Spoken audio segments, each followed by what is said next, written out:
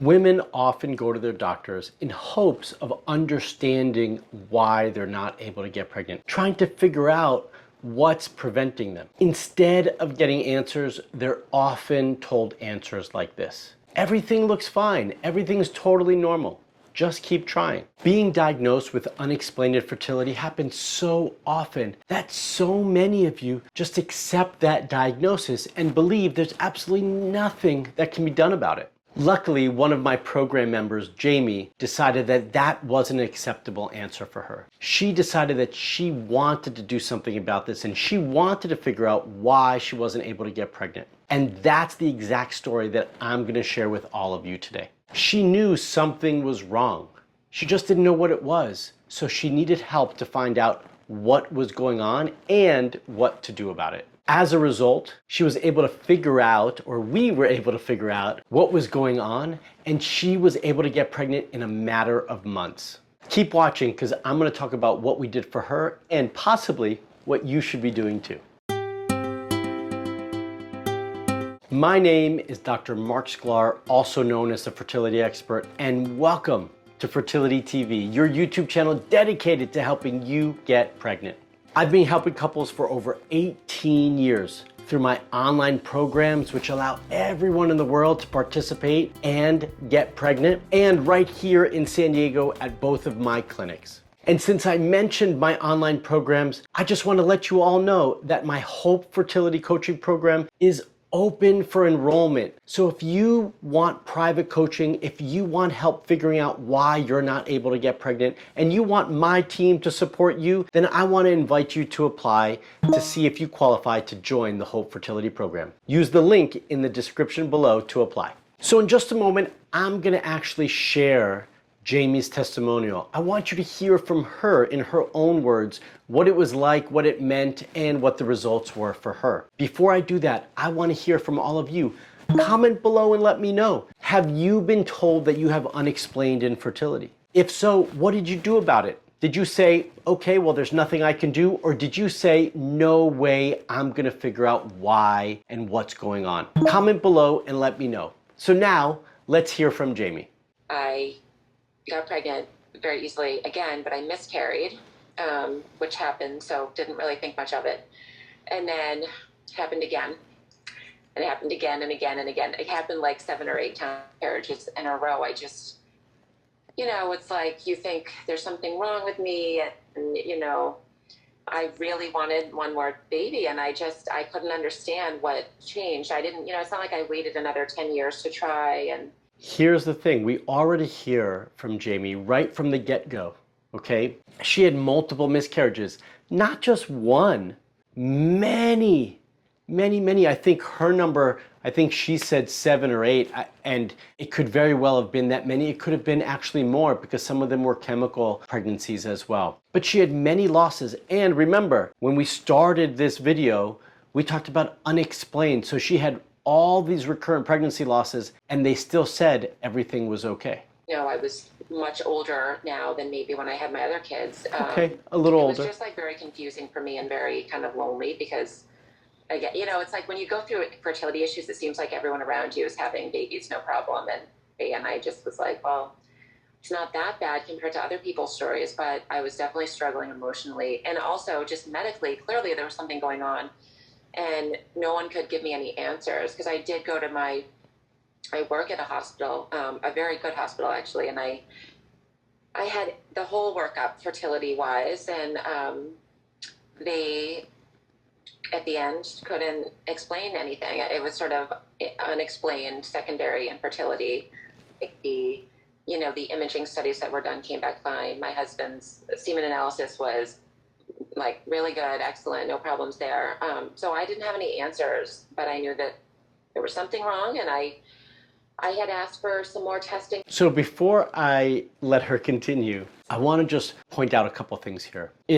She knew a couple things. One is that she knew inside, she listened to her gut. She listened to herself, and she knew that something was wrong. Something was wrong physically, medically, that something was wrong. And on top of that, because of all the losses and because of all the trials and tribulations with it, she was starting to feel emotionally drained. So It was difficult emotionally as well. And these are things that we had to address with Jamie. We had to address her mental side, her emotional side, that component, to allow her to believe that she could get pregnant again and hold a healthy pregnancy. So that was one aspect of it. And the second aspect of it was her believing in her body's ability again, because she was told that there was nothing wrong. She did all this testing, as you just heard her say, and everything was just fine, right? Like sort of more in depth on certain things, and as Mark talks about, like a common answer for, these additional testing is,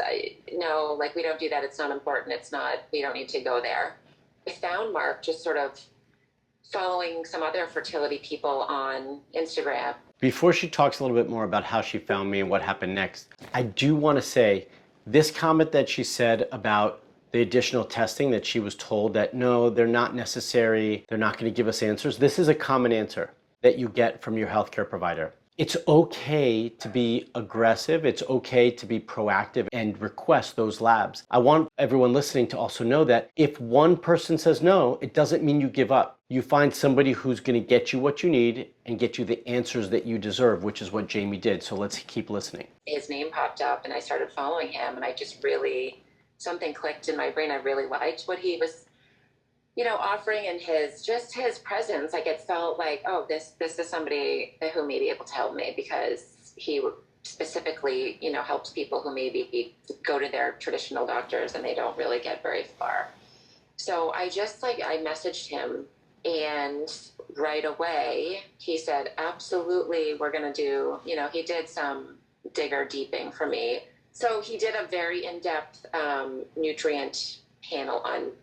And in fact, I was in the red zone, meaning super deficient in multiple things. I definitely hesitated, and I wish I had reached out sooner. I think I probably followed Mark for close to a year before I even messaged him, and I was hesitant to message.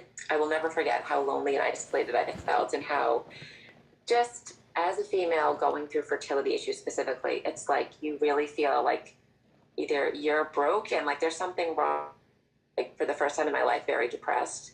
And I just thought, I didn't even really think to sort of look for alternative sources of help, because I thought, like, here I work at one of the best hospitals in the world, and they're telling me there's nothing wrong with me. It's just your age. Keep trying.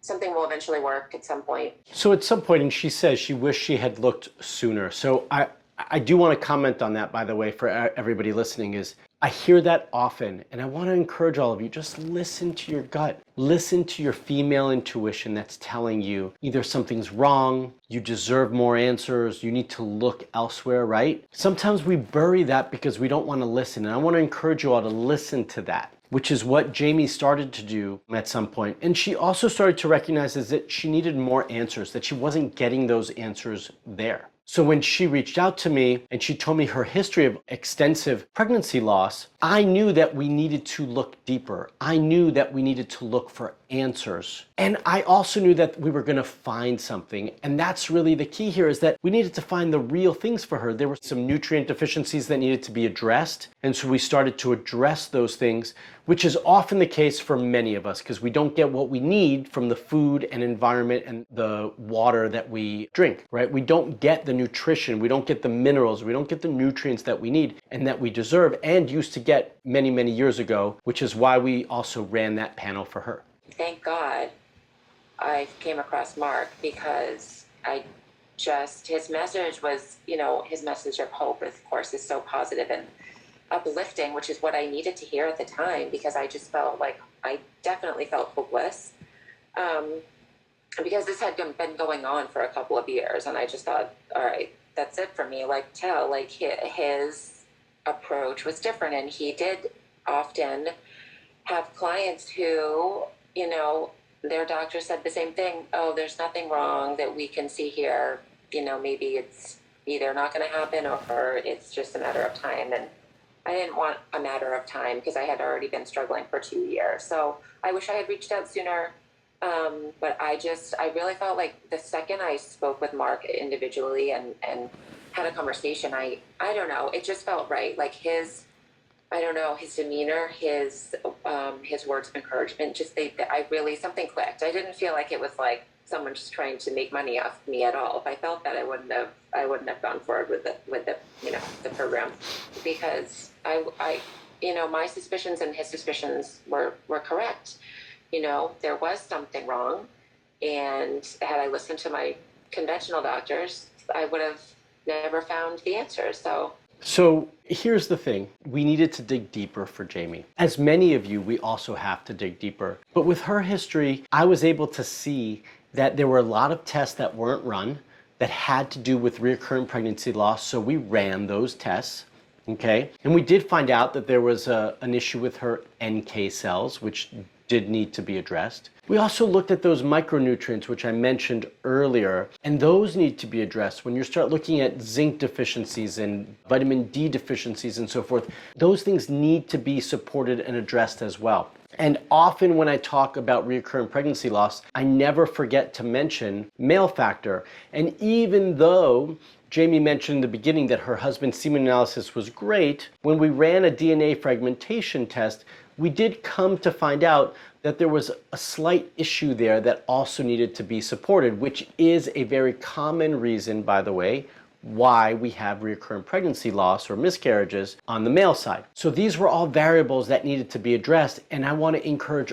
all of you that these are similar things that you all need to start to have testing done for if you have a history of pregnancy loss or unexplained infertility. So, testing or knowing is half the battle. And that's what we were able to figure out with her, because that really set the stage for everything else moving forward, helped me create a plan for her. And then she just had to follow the plan, which is not so easy, but she did it, and she did it really, really well. And with that, we were able to get the results that she wanted and deserved, and that I wanted to see her get. So let's finish listening. Oh my gosh, it's like worth its weight in gold. Yeah, I'm 38 now, so had the baby a week ago, and so my baby is 8 days old now. 8 days old? I have this beautiful baby boy, and it's just... when she gave the testimonial. My miracle baby is a reality, so I'm so grateful to Marc.